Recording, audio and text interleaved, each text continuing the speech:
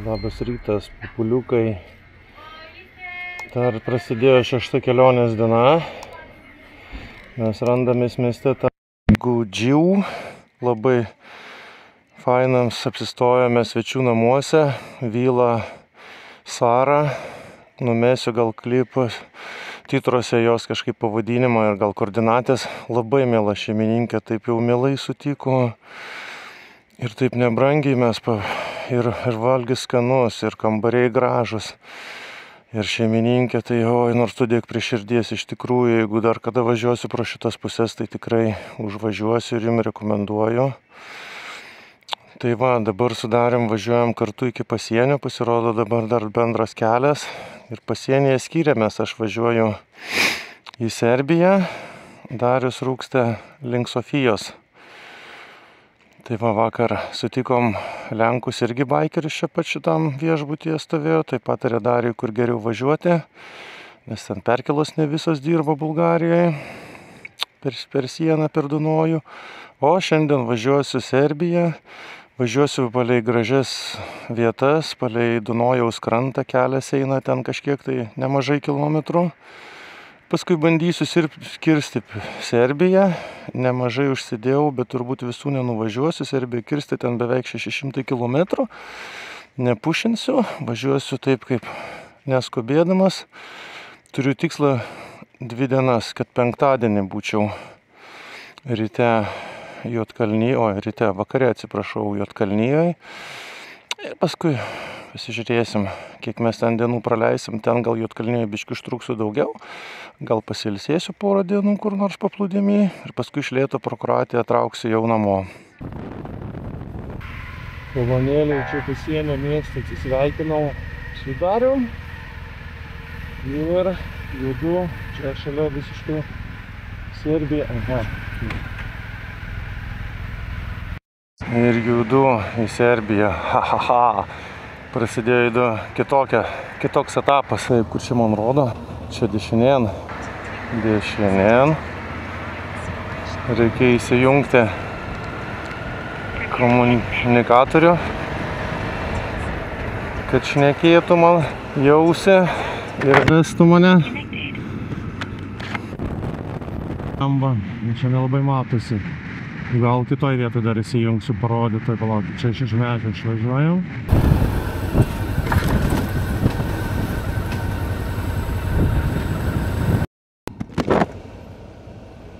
Hello? Passport? Yeah, and your motor document. Okay.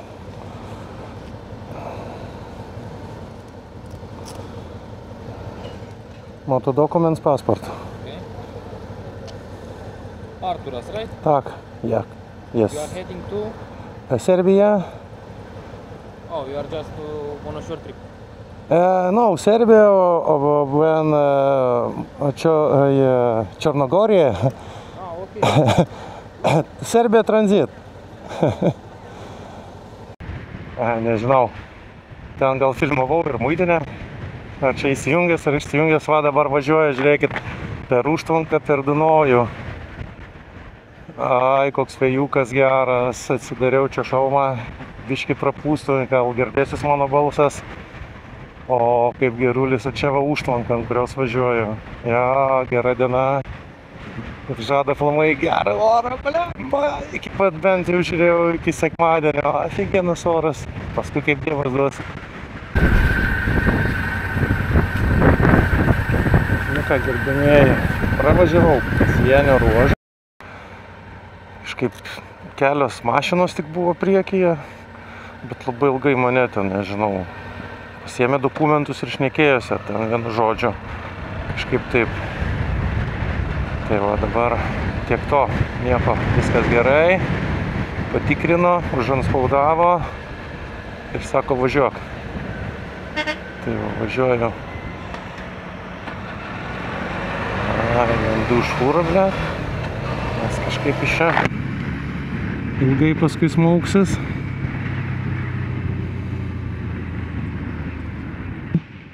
Ir prasideda mano kelionė per Serbiją. neįsivaizduoju, ar čia pamatysiu kažko gražaus. Keliai tai aišku bus gražus, kaip ir visose Balkarijos. Net ir dabar važiavome link pasienio Rumunijos. Buvo tokių keliukų ir per lygumą, per kaimelius, bet būdavo taip, štai tarp kalnelių kalnas, nesu per didelis, bet vis viena. Serpantynai ir harpūnai, ne ką žinokit prastesni negu ant Transalgašo, iš tikrųjų, ten jau gerai užlenkti reikėjo, jau palei kelį, žinai, asfaltas buvo. Tai va, o dabar važiuoju vėl dabar Serbijos pusę, palei Dunojų. Iš dešinės Dunojus, nežinau, va, šiek tiek matosi pro krūmus, gal bus gražesnių vietų, gal bus netokių gražių, bet laisvė, geras oras, vėjas plaukose, mentališkai. Ir varau. Čia šiaip iš tikrųjų šita vieta, ten biškį gal toliau pavažiuosiu, yra kažkokia tai kurortinė, ten daug rumūnų sieną kerta ir važiuoja čia ilsėtis, tam kažkokia tai Dunojaus padaryta kažkokia įlanka ir ten kurortiniai miesteliai, ten tokia kaip marios skaitosi Dunojaus. Nežinau, gal pamatysiu, gal pro šalį užlėksiu, tai pabandysiu ir jums kažką parodyti, kiek čia pravažiuojant galima pamatyti, nes... Sustojau čia aikštelėje, kelias mano, toks gražus, o čia va, Dunojaus slėnis. Pasižiūrėkit, eina savo.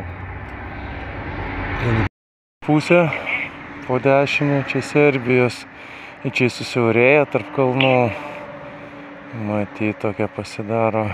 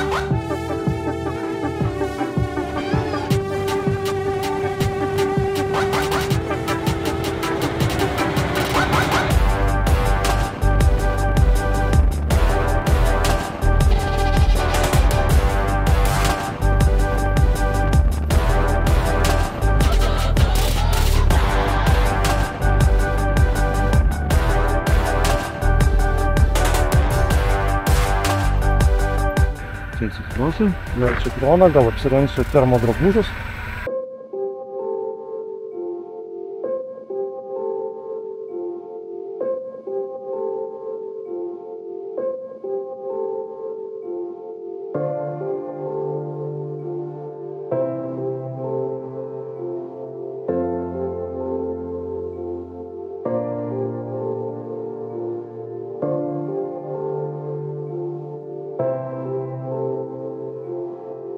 Tai va, pakėliau aš droną, nufilmavau, tai čia pasirodo Golubač Portres, vadinasi tas dalykas. Ir čia pasižiūrėjau žemėlapį Dunojus, bet jis čia kažkur šitoj vietoje išsiliejęs labai plačiai. Realiai kažkoks praplatėjimas, paskui ten jo vėl ten siauresnė biškį vaga darosi. Tai va, pafilmavau, biškį užsirengiau marškinius, nes kad ilgom rankom ten pro rankovės prapučia pro šitas vasarinės pirštinės, tai važiuojant vėsoka.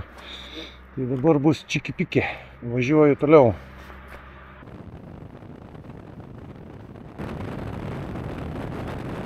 Štai vėl ir aš čia su jumis. Esu Serbijos miestelėje Požarevac. Pakeliui užėjau į kavinę papietauti. Čia aišku toks dabar mano vaizdelis nekoks. Po šalmo ir kelionės nekaip atrodau. Užsisakiau, va čia va tokia buvo pomidorų sriuba ir vengrišką guliašą dar turėtų nešti. Tokia va tiršta sriuba, galiu parodyti jums. O kainos tai čia pas juos kaip Lietuvoje, ten, jeigu pasižiūrėt kainininką, guliašas 980 dinarų, tai kažkur tai apie 9 gal eurus bus. Sriuba irgi panašiai apie 3 eurus kažkur tai, nu tai kaip ir Lietuvos kainos. Nu va, čia va štai toks vengriškas guliašas. Malonus labai oficiantas, sklandžiai angliškai kalba. Paklausiau kelio, dar patarė patarimą, kaip per greitkelį, kaip greičiau pravažiuoti. Biškį ilgesnis kelias, bet autostrada, jokių ten stabčiojimų ir blogų kelių. O nereikia daryti arba, neapsimoka gal daryti, o gal apsimoka atvykus į Serbiją su šitais visais mobiliom kortelėm. Nes pagal Serbijos įstatymus tu turi net ir tą vienkartinę registruoti, ten ta prasme, nežinau, jie čia matyt labai visi seka. Turi savo asmens dokumentą įvesti kažkur tai jų saitą, užsiregistruoti ir tik tai tada veikia ta kortelė. Iš tikrųjų aš nelabai supratau, sakė kažkaip, kai tik tai numeris veikia, tu tipo gali iš karto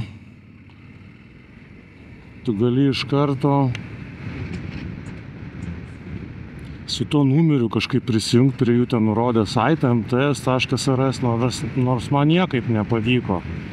Vienu žodžiu, dar bent jau telefonu šneka angliškai, taip kažką taip bando aiškinti, bet man nepavyko prisiregistruoti, nežinau, nuėjau į kavinę, prie ryšio to prisijungiau Wi-Fi'aus, irgi galvoju, velnės, reikia man to ryšio, nei ten surasi kažkur tai kavinės, nei tu surasi viešbučio, kur apsistoti interneto ryšio. Tai žinot ką, paskui sugalvojau, prisiminiau, kad Tele2 atsiuntė SMS-ą, kuriame už 1 gigabaitą 7 dienom, ten 7 eurai be kelių centų. Tai aš paėmiau, parašiau žinutę pagal tą SMS-ą ir užsakiau tą 1 gigabaitą. Tai realiai net nežinau, jeigu važiuoja tranzitų, ten YouTube visokių nežiūri, to tik tai savo duomenim faktiškai užtenka.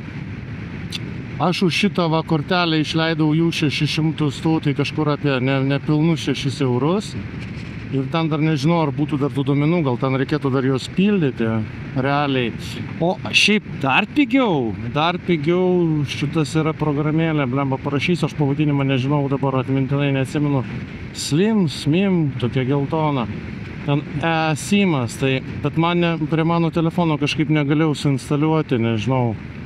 A54 Samsungas, nors rašo, kad ten palaiko, bet negalėjau. Tai ten 4 eurai aplamai 1 gigabaitas 7 dienom. Ten tik tai duomenys. Ir čia pas Tele2 irgi tik tai duomenys, tai pigiau. Bet, pasirinkau ten kažkokį tai vidurkį. Pasėmiau už tą Tele2 gigabaitą, kad galėčiau susirasti kavinę, parduotuvę ar viešbutį nakvyniai ir pasišnekėjau su oficiantu, supratau, kad turbūt per Serbiją važiuosiu kažkur, čia mane nuvedė, nežinau kur, žiedas, šitais, blemba, blėt, kas čia tokio nahui, eina šit, paaišytas, blemba, žiedas, o čia autostrada. Ir ką dabar man daryti? Vienu žodžiu, bandysiu autostradą iki Belgrado, paskui nuo Belgrado iki Juodkalnijos, nes tie keliukai baisus, miesteliai baisus, keliai išdaužyti, nežinau, čia reikia ieškoti dabar apsisukimo kažkur tai. Lemba, kažkur tai vedukas turi būti ir važiuosiu.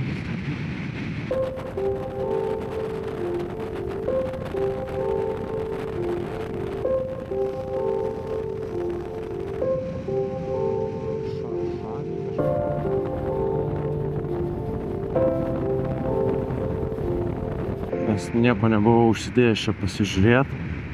Tais keliais tai būčiau aš ilgai klaidžiojęs. O dabar aš jau netoli Juodkalnijos sienos, liko ten kažkur tai 100, gal 160 kilometrų. Rytoj aš jau būsiu Juodkalnijoje, pažiūrėsiu keletą objektų ir apsistosiu Juodkalnijoje. Tai va, kaip sakant, gero vakaro man. Tikiuosi rasiu lengvai čia tos apartamentus kažkokie pigus. Už 25 eurai nakčiai, bet man atrodo be pusryčių, tai dar pusryčiai dasidės. Aišku, dviese keliauti visien pigiau, kai daliniesi, kad keliaukite dviese. Gerai, gero vakaro visiems. Labas rytas, trumpa, kur aš apsistojau apartamento apžvalga. Tokia virš daržovių parduotuvėlės, čia tokie laiptukai siaurinė rodysiu, čia va nusileidi koridorius, tokie lovų daug. Čia vakar jau nefilmavau, buvo vakaras, šiandien va nusprendžiau biškį parodyti. Čia va biškį tokiais kilsteli aukščiau, tokia virtuvė su valgomuoju. Ir čia va sanmazgas kaip ir nemažas atrodo. Aš apsidžiaugiau vakar, kad pirmą kartą radau dušo želės, kur važiavom niekur nebuvo. Bet nusivyliau, kai vandens šilto nesulaukiau. Tai šiandien ryte nusispjoviau ir vis vien su tokiu drungnu apsiprausiau. O, labai gerai. Nu ir su maistu tai čia irgi tragedija, kiek apvaikščiau kavinių, nieks pusryčių negamina arba geria. Čia labai geria žmonės su kitokiu aludžiu, šudūdžiu nuo pačio ryto. Tai susiradau kepiklėlę, nusipirkau šitokius vietinius kruasanus su sūriu, buvo parašyta ir mėsa, dar nevalgiau. Vandens paėmiau ir paėmiau keletą slyvų pusryčiam, nežinau, gal pusryčiam ir netinka, paragausiu vietinių. Tai va, darausi kavos, valgau, dar pasikraunu keletą butarkių iki to laiko ir rūkstu toliau. Šiandien turėčiau būti jau Juodkalnijoje, čia liko 160 km iki Juodkalnijos. Tai spausiu, manau, apie pietus jau būsiu Juodkalnijoje, ten jau susidariau grafikėlį, ką aplankyti, pasižiūrėti. Važiuosim, žiūrėsim ir matysim, ką mes rasim. Kol kas kelionė labai patenkintas.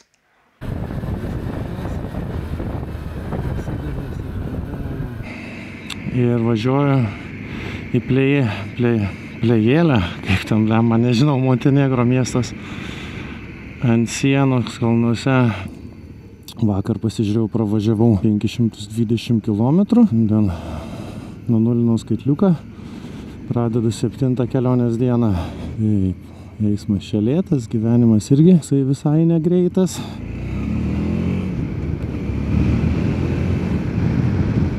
Važiuojam!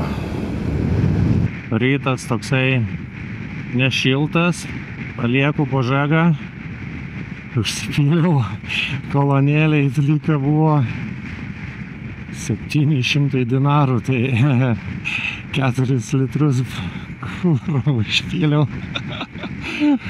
Taip gal liūdnai labai neatrodžiau, kad išleist popieriukus, nu visų neišleisi, čia smulkmės, liko kažkokios bus kolekcijai kažkur įsidėti į albumą serbiškų pinigų.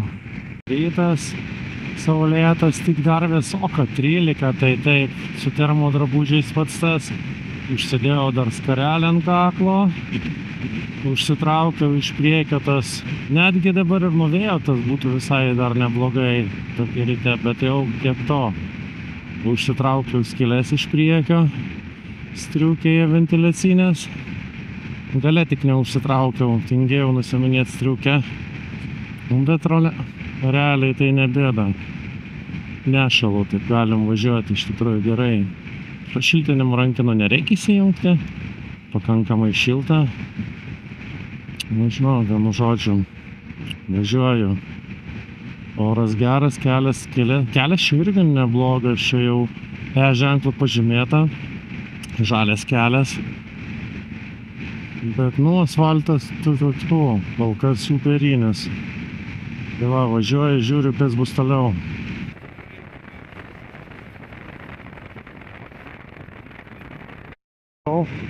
Kamštis, va dabar čia į kitą pusę, o toks pat gal didesnis buvo, kurie pavažiavau. Viena mašinka neįsipaišė, visas nupis suvarytas kelią ant keltuvo. Čia turbūt kokią valandą būčiau stovėjęs, jei buvau. Taip, aš žinau, nebuvo ten ištisinės juostos, apvažiavau. Pravažiavau kelią, gražiai ten šonų siauras pravažiavau.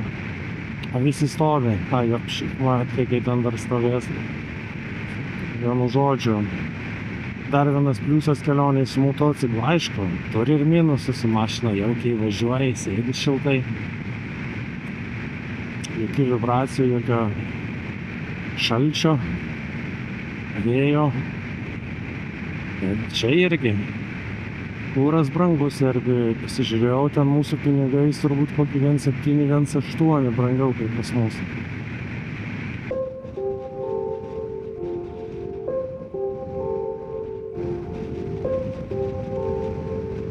Gana didelis, reiks pasižiūrėti. Atšilas kelias pagalomis.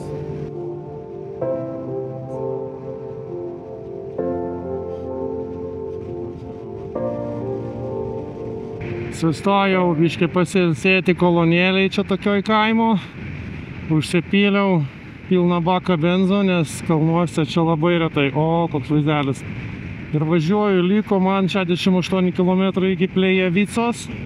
Pasienis turėtų būti dar kažkur arčiau, realiai. Pasistačiau jau maršrutą iki Taros tilto į Plejevicą, neužsukinėsiu turbūt, net nežinau, nebent tam kažkas pasižiūrėt gražaus. Ir va, pailsėjau biškį, kavos išgėriau, vandens, tuliką nuėjau ir jau kitas važiavimas. Varom toliau. Iš tikrųjų pasakysiu, Serbija čia prie Juodkalnijos, tas regionas koks 100–150 km irgi pritaikyta turizmui, kaip ir Juodkalnijoje, labai gražu, daug visokių turistinių viešbučių, vilų pristatyta ir kalnai labai gražus, gal ten ir drąsus kokios slidinėjimų yra. Vienu žodžiu, čia dar neištyrinėta šalis iš tikrųjų. Juodkalnijoje tai visi buvę, Serbijoje mažai kas važiuoja. Serbija didelė, ne visai jinai turbūt vienodai ir graži. Yra kažkur gražiau, kažkur ne taip gražu. Tai kaip ir Rumunija iš tikrųjų sudarytas kažkoks įspūdis Europoje. Kaip žiūri tos ypatingai užsieniečių, youtuberius. Bet Rumunija labai varginga šalis, kad ten iš tikrųjų nieko, ten yra regionai, kurie iš tikrųjų vargingi, kad ir vakar prie pasienio su Serbija, bet yra regionų, kur ir kainos tokios kaip pas mus, ir gyvenimas kitaip visiškai verda, taip kad tos vienos klišės negalim uždėti pagal kažkokį kaimelį, kuriame ten buvai, nes šalis ir ta didelės ir tikrai abiejose yra ką pasižiūrėti. Tai tiek mano samprotavimų ir iki greito pasimatymo. Kelių policija su mocais dviem jau prieš mane išvažiavo ir nuvarė žemyn. Nusileidau kažkiek kilometrų, žiūriu tą baikerį, jau sustabdė, jaučius viršio mieste greitai leistina, eina šiek. Radaras tai radaras, o čia kai taip lemba, eina. Tai kaip netgi čia. Gauda baikeris. O tai va, nelaksykite. Kiek čia aš? Kelintą valandą, 12:06. Tai išvažiavau kažkur tai apie 9, po 9, nepamenu. 10, 11, 12, 4 valandas važiavau, taip visai nechylai, atrodo netoli, bet per kalnus greit nesivažiuoja. Okei, mėlyjeji, susimatysim už kitoj pusėj.